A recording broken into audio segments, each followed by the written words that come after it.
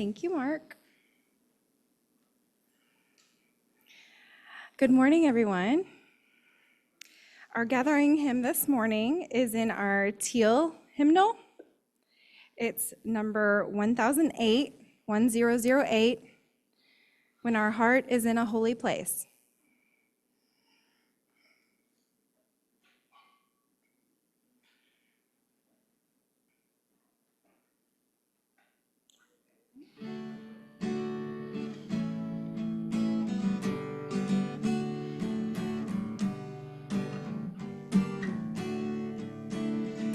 When our heart is in a holy place, when our heart is in a holy place,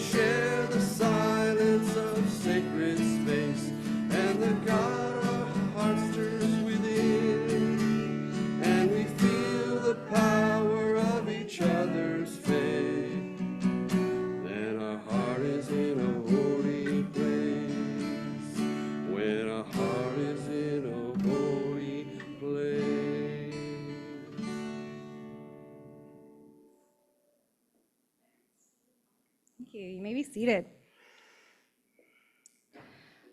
Welcome. Who you are enriches us all. What you bring, who you are, enriches us all. We say welcome to your grief, your fear, your anger, and the parts of you that are not yet ready to be seen and heard. We say welcome to your joy, your hope, your pride. Welcome to them as well. For we are people of faith, faith in our expansive welcome, faith in our ability to grow, faith in the precious gift of our truths, faith in the promise of trying, learning, changing, faith in our capacity to know ourselves and each other ever deeply. May this time together be a blessing. I am Ashley Perkins, your worship associate this morning. Today we have Mark Wilson helping with music. Nancy's back there on tech here at the church, and Molly is online with our friends at home. We're glad you are here. If you're a guest today, we invite you to stand, introduce yourselves so that we may welcome you if you're willing and able. Do we have any guests today? Okay. Anyone at home, Molly? No, no guests, just regulars. All right. Welcome. I'll invite those of you to stay for refreshments following the service.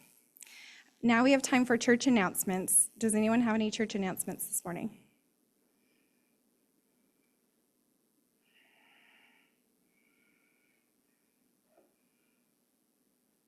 I have two quick things. One is, like Ashley said, there are refreshments. One of them is I brought our coconut sticky rice from the Fall Festival.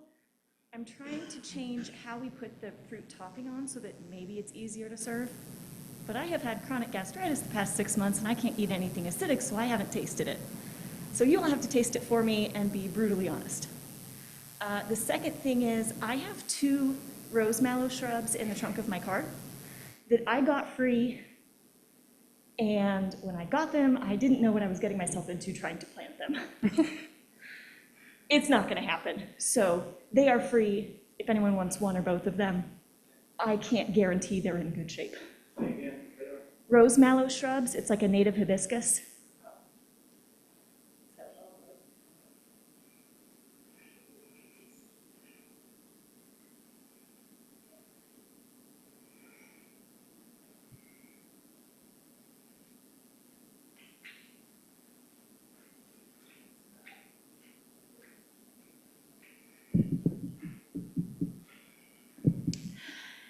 Good morning. I want to thank everybody who came to Friends Night Out. We had a really good time. It was something a little different for us.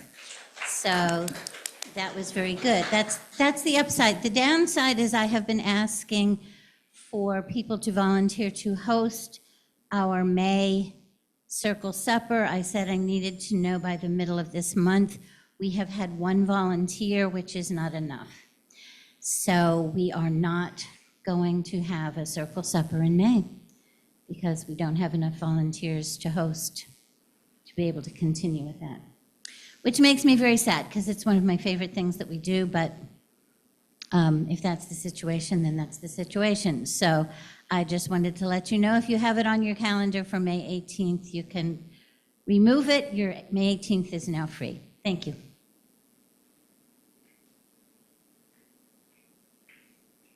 Because I always forget at the end of the service, this week is one where we put up all the chairs at the end of the service except the 2 front rows. Any help's appreciated.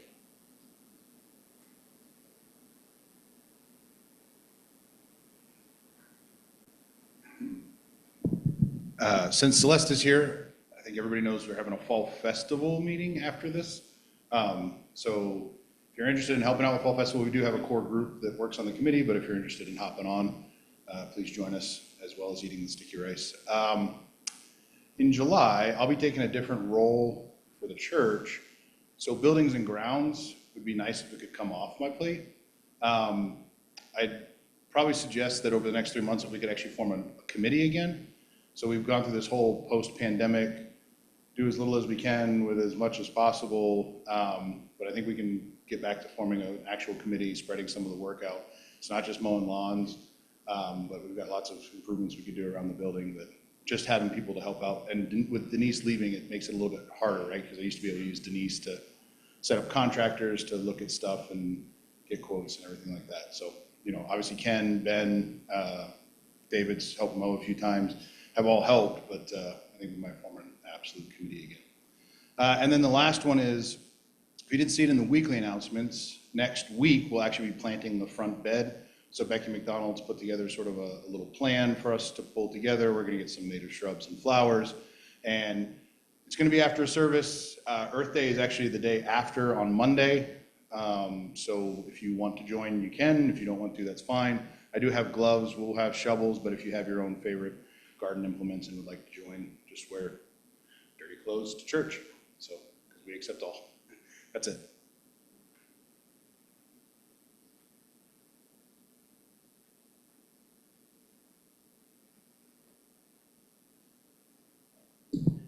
Good morning. On our effort to be a welcoming congregation, which means that we openly and affirm LGBTQ plus folks, the Pride Festival is coming up. It'll be June 1st downtown. I know we had a lot of participants last year in the parade and at the booth, and we need people to sign up to work the booth and march in the parade. There's a sign-up sheet in the lobby. It's Saturday, June 1st from 9 until 5. If you have any questions, let me know. Thanks.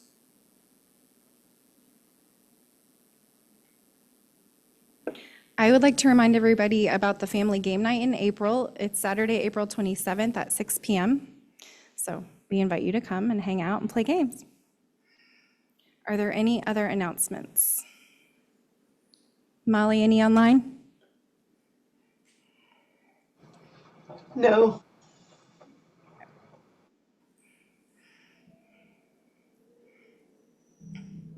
All right, now we will transform our welcoming statement into action by taking a few moments to greet each other. Plot twist, you cannot use your words. So try to greet each other without using any words, please. The chime will signify when it's time to sit back down.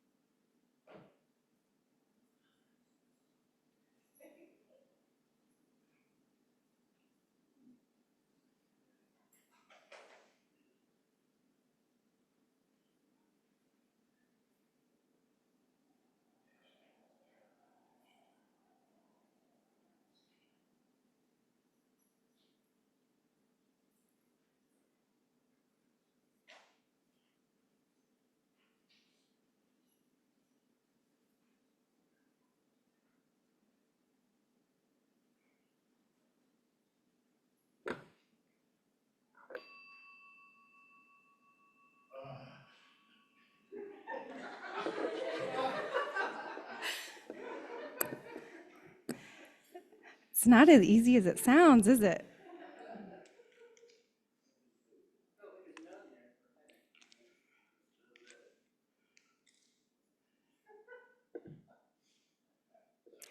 If I could have Malie come up and help me for a moment, please.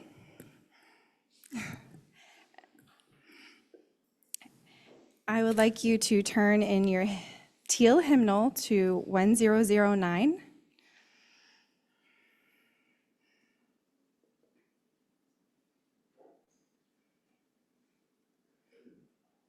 And for our centering time, we are going to do a meditation on breathing. Good. Do you want me to kind of go through the first part? Yeah. Okay. So the reason I have Malie helping me is there are 3 parts to this. So we're going to do the first part, the second part, the third part, and then we'll put it all together. We'll do our best. So the first part, everybody ready? Good. When I breathe in, I'll breathe in peace. When I breathe out, I'll breathe out love. When I breathe in, I'll breathe in peace. When I breathe out, I'll breathe out love. That sounds really good. You know, beautiful voices. Okay, now the second part is, ready? When I breathe in, I'll breathe in peace. When I breathe out, I'll breathe out love. When I breathe in, I'll breathe in peace.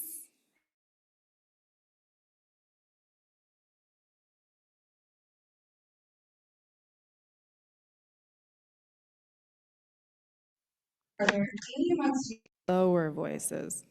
Brian's, okay. This is your time to shine. All right, so this part is fairly simple, but it adds really, really amazing undertones for this.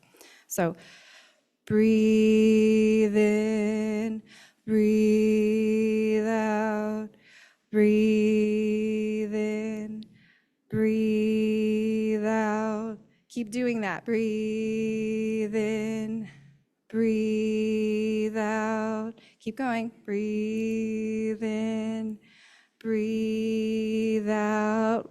Keep going. We're going to add in the first part.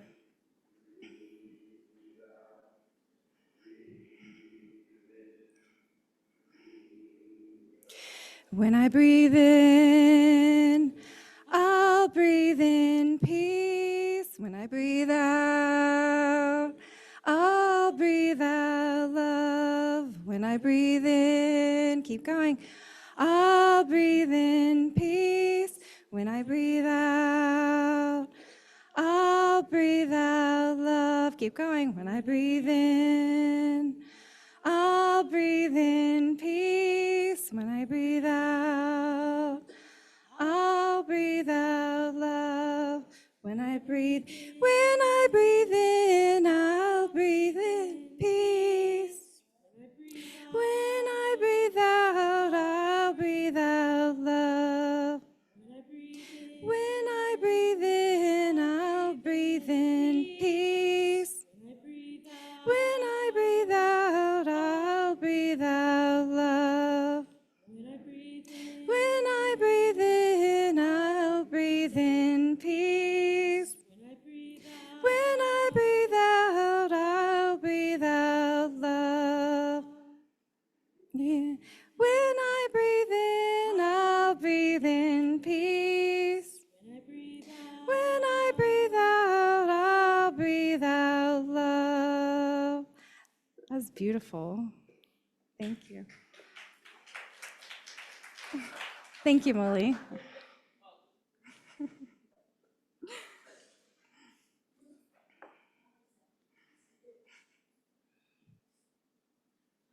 She has such a beautiful voice. All right. Can I please get a volunteer for our lighting of the chalice? Thank you, Ken. Now, the chalice lighting this morning is something that we do with the kids in the nursery. So I want you all to join me. We're going to use our hands a little bit. Is everybody ready? All right, we kindle this flame to honor the heart of a Unitarian Universalist, someone who shows strength, someone who lends a helping hand, and someone who seeks adventure. That's my favorite part. Okay. Now we will have an offering to sustain our life here at the church. If you are a guest today, please allow the plate to pass you by. Your presence is our gift. Can I have 2 volunteers to pass the plate?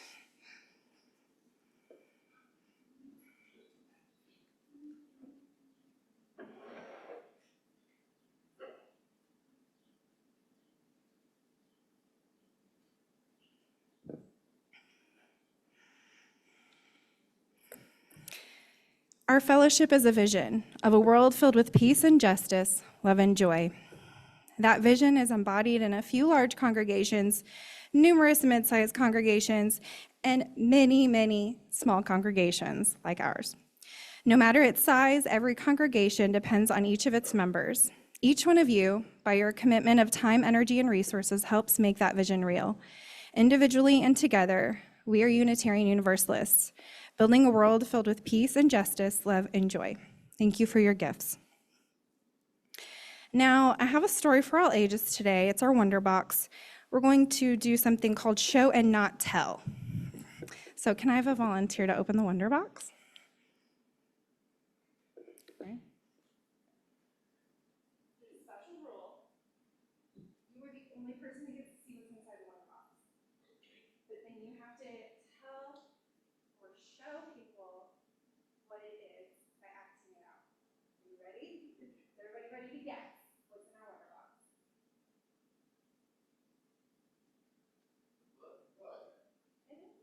Yeah, we got it right.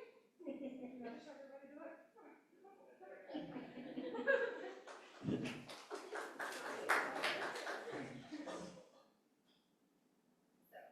I'm gonna read our book.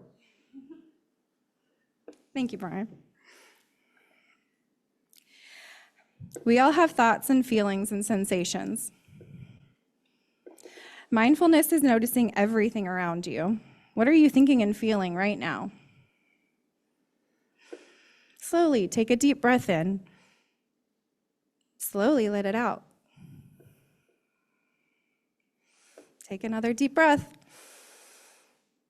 How does your body feel? Cool or warm? Busy or quiet? Feel the ground beneath you. It is always there, holding you up. Squeeze your fingers and toes tight. Then let them go. Put your hands on your chest. Feel your heart beat like a steady drum. Your heart is full of love. Now share your love with someone else.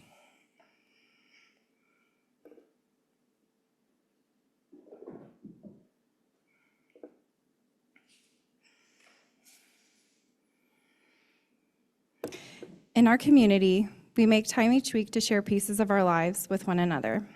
We do this because each person in this community has value. Each person's experience matters. So we take a pebble from the clear bowl, we place it in the bowl of water to symbolize the rippling effect of sharing.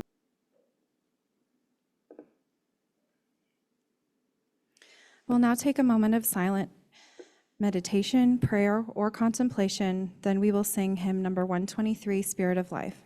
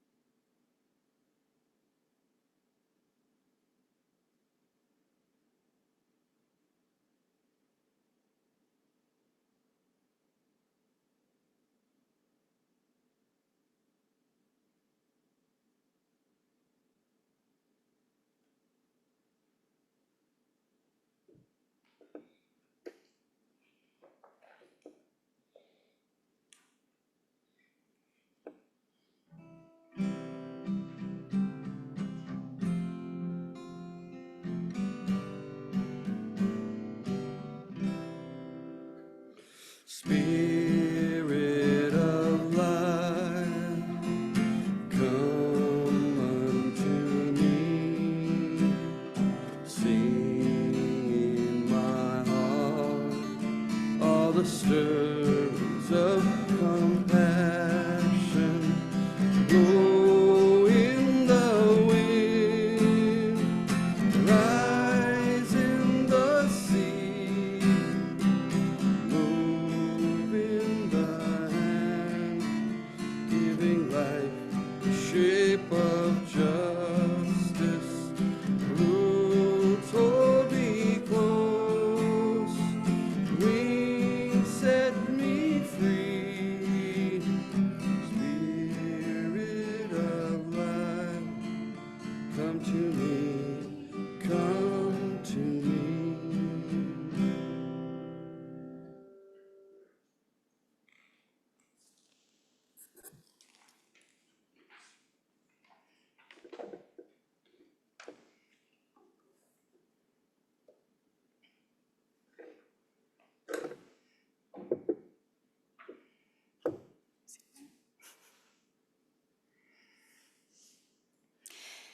Who here has read or heard that 90% of communication is nonverbal?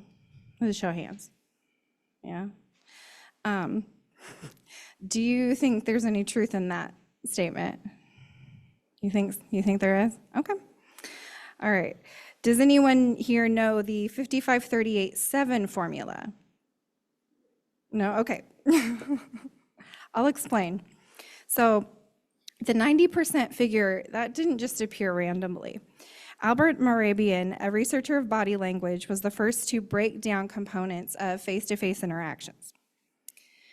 He found that communication is 55% nonverbal, 38% vocal, and 7% words only. The purpose of the research was to compare facial and vocal behaviors to decide how someone is feeling. This is actually really fascinating. So according to Morabian, when there are inconsistencies between attitudes communicated verbally and posturally, the postural component should dominate in determining the total attitude that is inferred. So this doesn't actually mean that 90% of communication is nonverbal, but nonverbal communication has an incredible impact on how that information we give is interpreted and understood. Nonverbal communication is the form of conveying messages and signals in a variety of ways. We all use this type of communication in everyday life without realizing it in the real sense. So, for instance, when I'm frustrated with a long wait at the grocery store, like waiting in line, my face probably shows my disappointment. I can't hide it very well. This is a form of nonverbal communication. As various life events occur around us and happen to us, our own nonverbal communication skills can help communicate feelings of happiness, discomfort, impatience, or other feelings.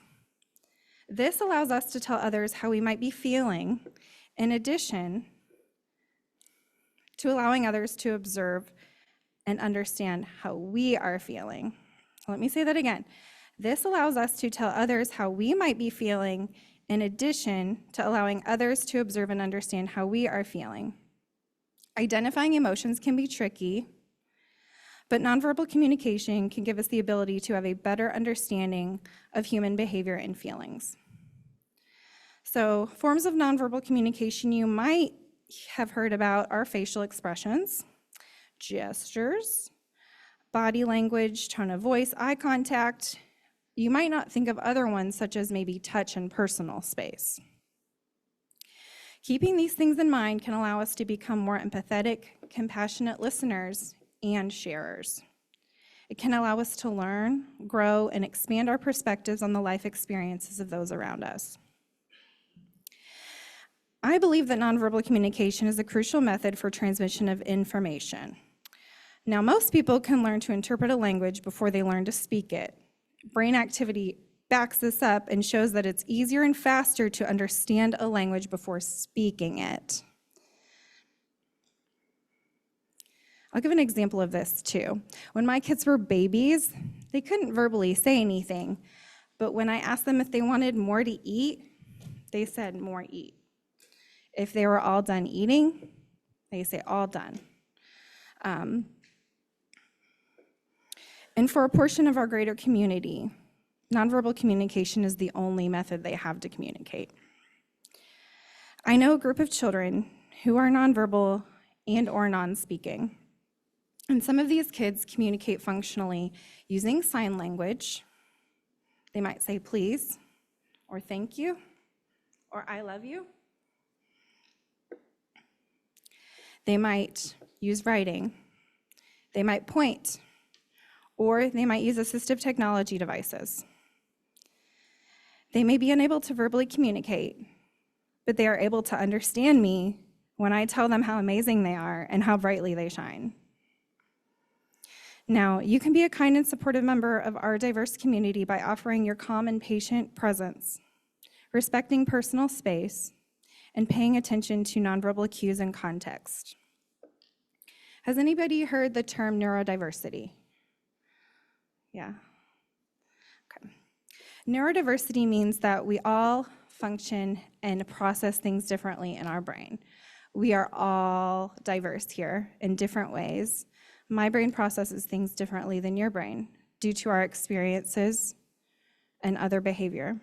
And I think it's fascinating to look into that and see how we can communicate better with each other, and it helps us understand each other better. So does anyone have anything they'd like to share on this topic? I'm curious what your thoughts are. We have more to do. I just want to ask now if anybody has any comments or questions or, yeah. Yeah, please.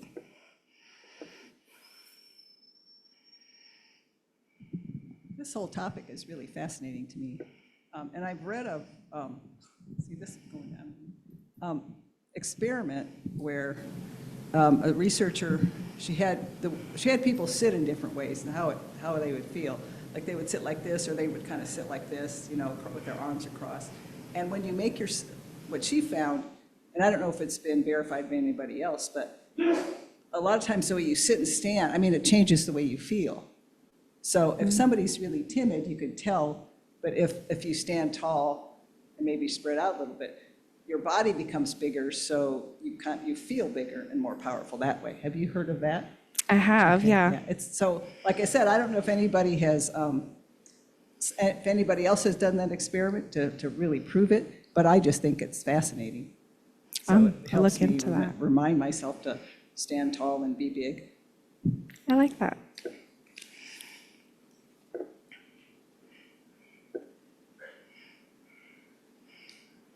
Okay, you just talked about neurodiversity, and one of the things I run into being diagnosed ADHD is sometimes I have to jitter just to keep my mind focused on things. And I've run into several situations where people will interpret those jitters as I'm not paying attention to what's being said. So while it is important to interpret body language and stuff, sometimes it's important to know when not to do it. Yes, I really like that point, Brian, for sure, yeah. Because for some of us, it may communicate something differently, yeah. Oh. Well, I was going to mention fidget items because Brian brought up the jittering thing, and that actually helps me focus a lot too. Even like if I'm at work and I'm trying to focus on something, even just stress ball, like sometimes people will nervously pop their fingers or do things like that. But it's helping our self-stimulation. Like we are all sensory seeking in different ways, but that can help us to communicate in a different way too. I like that.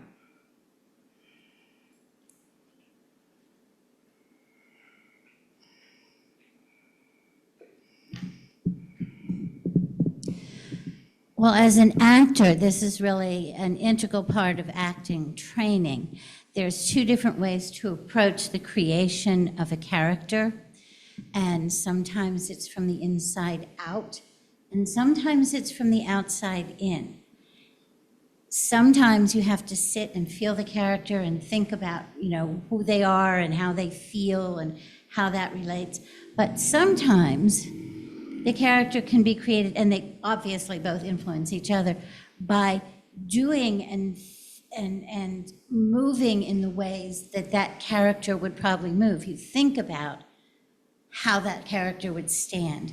You think about what they would lead with when they walked. You think about how they would hold their face or their head.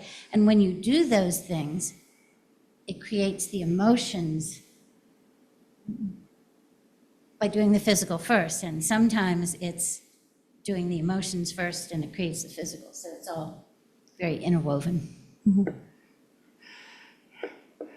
That reminds me of what Barbara said too, about how just making your posture different, or even just getting up and moving around a little bit and just giving somebody a high five, it makes you feel different.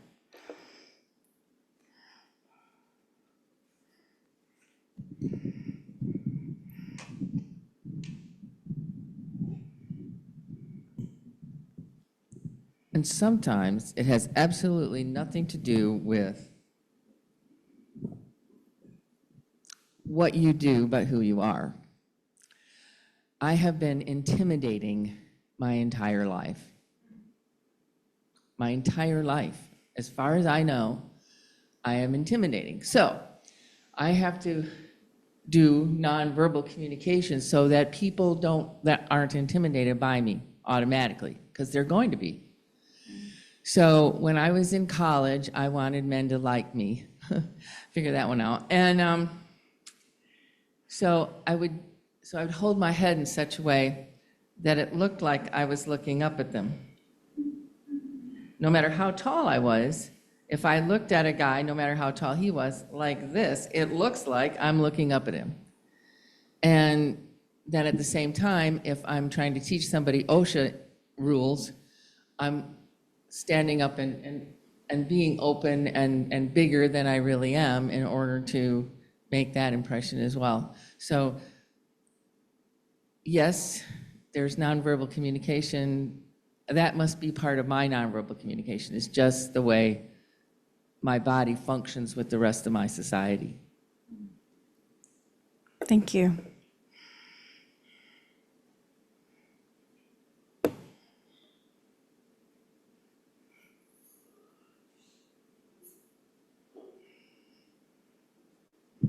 I always think of nonverbal communication, of course, as a precursor to verbal communication. One of my favorite things that I experienced, I was in Germany. I was changing trains in Hamburg, and the train station was so busy. And there was this young woman with a baby in this arm and pushing the stroller, and people were not being cooperative. And she was doing everything she could not to say anything. You could just tell she was pushing people aside, and she was, using this hand that was free to tell people to get out of the way. And finally, she just yelled, "Mensch," which means people in German, and not the good kind of people. And that's always stuck in my head when you could just see her trying so hard not to say anything, but yet one word could not escape her, and so she had to use it. People got out of the way.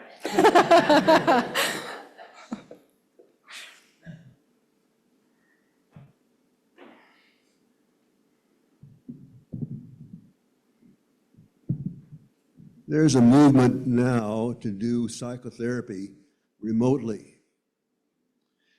And even though I'm not intimately familiar with it because I haven't done it, I think that you miss things, the therapist misses things when the therapist cannot see the person he or she's working with. And even though it may be more convenient, especially for remote people live far distance from a therapist, and it may be cheaper, I still don't think it's as good as the face-to-face therapy.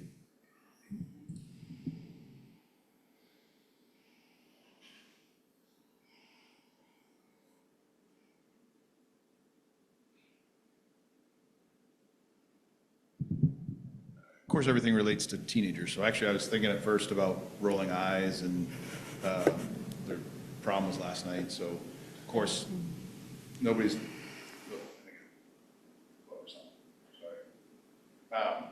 No one's comfortable in their own skin. But the other one that I was thinking about is, and of course, this is a very, more mature and really lots of empaths in this room. But we had a school thing the other day, and they got up and had to march across stage and shake hands and get their certificate. And I'm super analytical, and I'm always observing everybody and everything. But it was interesting watching these young men and women try to put on their confident shoes and their nice clothes and try to play that part, but you could just see almost like the awkwardness in trying to be that person as well. So it was kind of interesting thinking about how people develop that, right? That it takes years of interaction and seeing and feeling and interpreting it appropriately, right? Not, in the wrong way, just to kind of build that knowledge base. There's some very simple things, but then there's much more complex emotions and things that go through people. Anyway, it was, again, thinking about the rolling eyes, but then I was thinking more about how teenagers are still learning to emote and be who they are.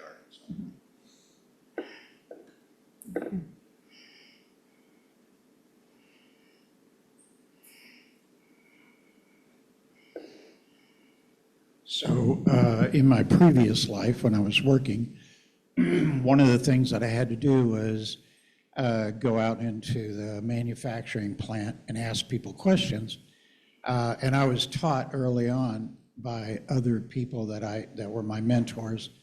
You've got to come across relaxed, and you've got to look at the person. Crossing your arms like this means that you just shut yourself off, and you watch for those signs from them also. And it's not easy. And I did a lot of training also. Same thing. You had to show that you were open to that.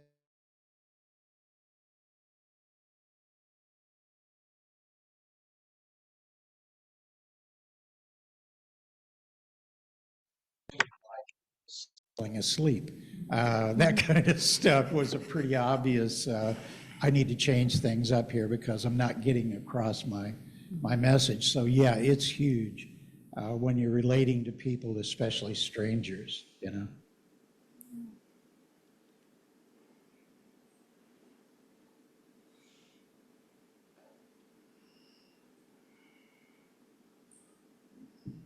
I kind of grew up kind of insecure, and I might be on the spectrum, I don't know, but I've always had a problem with eye contact and personal space.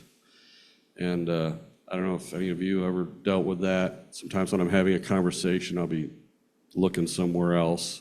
And sometimes that's interpreted as being rude. I don't mean to be rude, I'm just insecure, And the other day we were at our hippie farm thing, and there was like a crowd of people. That's another thing I don't like, is being enclosed with a bunch of people all talking at the same time. It drives me crazy, but I'm getting too physical cues. But anyway, so I hear this voice next to me saying, "I'm not sure what to do with these boiled eggs." It's kind of bringing a potluck kind of thing. And I turn around, and this lady's like this close to me. "I'm not sure what to do with these boiled eggs." And I'm like, back off, I didn't say anything, but I backed up. I'm like, I don't know, let's look for a place to put these eggs, And I'm like weirded out. And anyway, I was thinking about the younger generation and how, I grew up screen addicted, and a lot of our kids are growing up screen addicted, that they don't know personal cues. They don't know about eye contact and how you talk and how to communicate with people, whether verbal or nonverbal. And I don't know if they're having new classes. I'm thinking maybe schools need to start teaching classes on nonverbal cues and how to act in society and how to relate with people. And you guys got grandkids that are like this all the time, and I'm not sure if they know how to communicate with people. I don't know, just thoughts going through my head. Thank you for bringing that up. I did want to say that schools are trying, but that has to kind of merge at home too. And if they're not learning it at home either, it's hard for them. But I will say they have these classes now called ESL classes. It's emotional social learning classes. So they do talk about things like that, which is a really good thing. Yeah. Mark, your comment reminded me, when Ken had the brain injury 20 years ago, he was pretty whacked. And he'd be talking, like talking to me, but his eyes would be over here. And so it's really weird to have someone trying to communicate with you, but they're looking off to the side. But that's just what he did. And you could tell he was more inside his own head than communicating outward. And fortunately, that improved. But that's brain injuries too can cause a lot of neurodiversity. Even what so-called mild brain injuries can cause horrible problems for people, and they're actually working on changing those definitions of mild, moderate, and severe, because we've known people with mild brain injuries who are in much worse shape than Ken was after he recovered. So keep that in mind too about brain injury. Wear helmets when you're on two wheels, do things like that. Try not to fall on your head.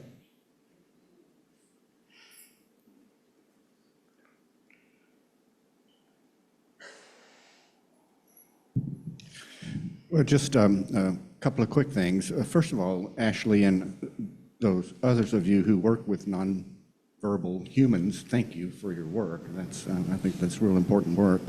Yeah. But in terms of nonverbal communication, what comes to my mind, besides all the things that you've talked about in terms of our body language and facial expressions and attention, non-attention, all that stuff, is what animals have to teach us. If those of you that have animal companions, I know you know what they're communicating to you and how they come when we need them, how they request things. You can check their eyes and facial expressions, and I think for those of us who are fortunate enough to have had such companions, that is a real gift in learning if we pay attention to them. So. Yeah. I love that. Yeah. Animals are great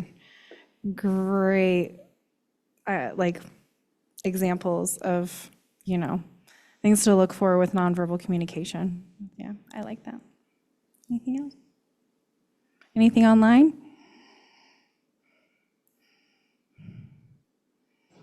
No. Okay. So if anyone here likes to use fidgets, I will now invite you to grab a fidget. There are fidgets on the back table next to the bookshelf. If not, that's cool too. Does anybody want one of these? No? Okay. All right. We're going to do one last thing, and then we'll get our closing hymn on. All right. So I wanted to share with you a resource. This is a card deck. It's called Mindful Kids, 50 Mindfulness Activities for Kindness, Focus, and Calm. It says here ages 4 to 104, so I'm going to test that theory out with y'all.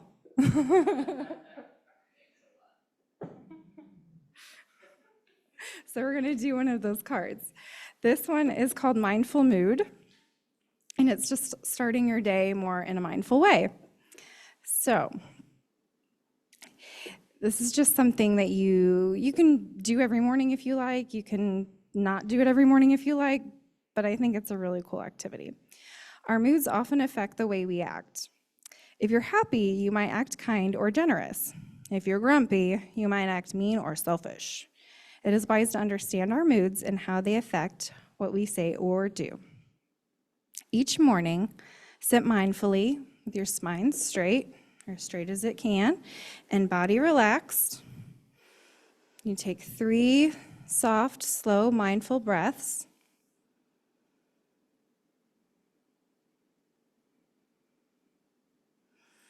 As you're breathing, notice how you're feeling. Notice your mood. Now, where do you feel your mood? Can you put your hand where you feel your mood? Mine's in my stomach.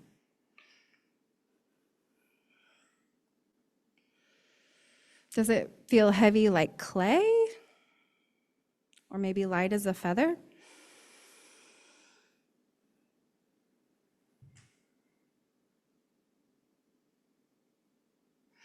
You can expand on this if you're feeling extra artistic and creative. You can get a marker or something out and draw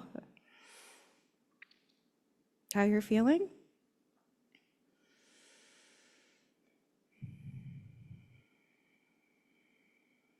You breathe in again.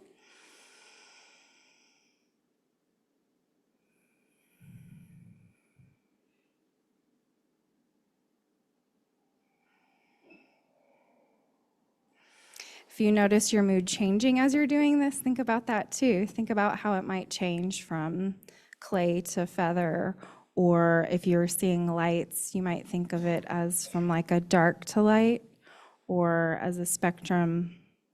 Like, I like to think of the color spectrum when I think about this. So like from purple all the way back up to red and then back down. So I invite you to carry that with you in your heart. There are more of these, so if anybody wants to take a look at the deck, I can put it on the back table. All right, does anyone have anything else they want to share before we wrap things up? Okay. Mark, you ready?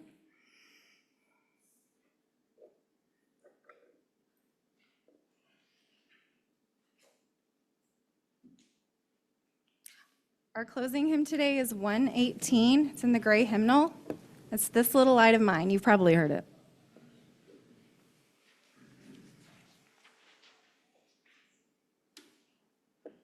Stand if you're willing and able.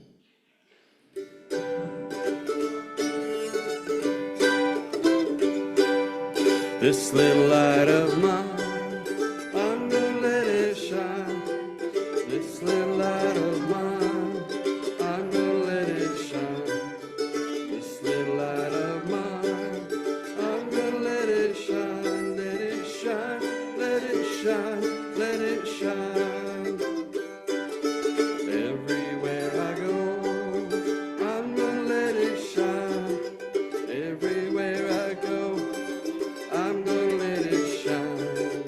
Everywhere I go, I'm gonna let it shine. Let it shine, let it shine, let it shine. Building up a world, I'm gonna let it shine. Building up a world, I'm gonna let it shine. Building up a world, I'm gonna let it shine. Let it shine, let it shine, let it shine.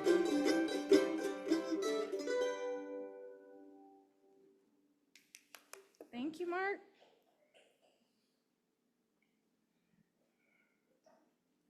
So now we will extinguish our chalice. We extinguish this flame for the fire of commitment. These we carry in our hearts until we are together again. Our closing words this morning are by Wendell Berry.